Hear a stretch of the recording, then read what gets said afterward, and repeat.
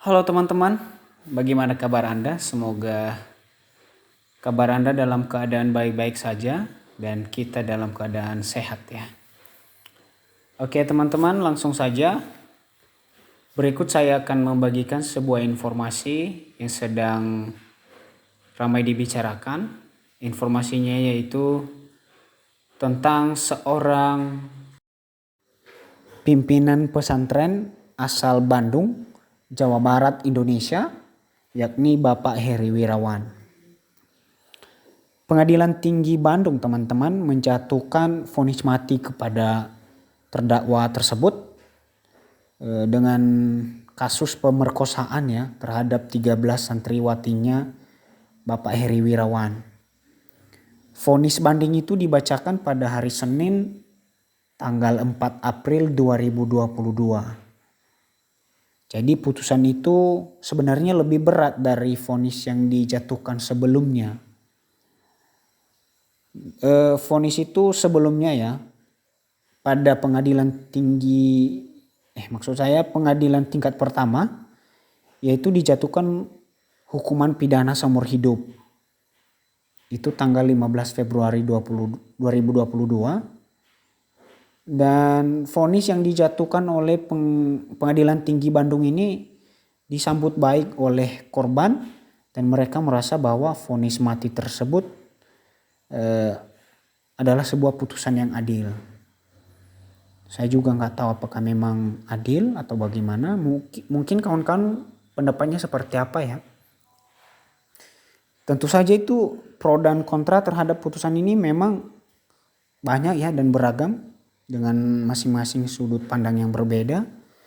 Misalnya nih, Komnas HAM Perempuan mengaku tak sepakat dengan penerapan hukuman mati tersebut. Karena terdakwa pemerkosa 13 santriwati Bapak Heri Gunawan ini bertentangan dengan norma internasional hak asasi manusia yang paling dasar, yaitu hak untuk hidup. Saya juga nggak tahu ya, saya juga nggak punya keahlian ke sana. Mungkin teman-teman bertanya, kasus ini kok bisa terbongkar ya? Dan saya coba bagikan, saya lansir dari berbagai media terkemuka, misalnya kompas.com, Detik News, Liputan 6. Kasus ini terbongkar setelah salah satu korbannya pulang ke rumah. Jadi pada saat Hari Raya Idul Fitri pada 2021 silam. Ketika itu orang tua korban menyadari ada yang berbeda pada anaknya. Akhirnya diketahui bahwa sang anak tengah berbadan dua atau hamil istilahnya ya. Nah disitulah akhirnya dengan ditemani oleh kepala desa, mereka langsung melapor ke Polda Jawa Barat. Dan itulah mulanya kasus ini mulai terbongkar sehingga diadili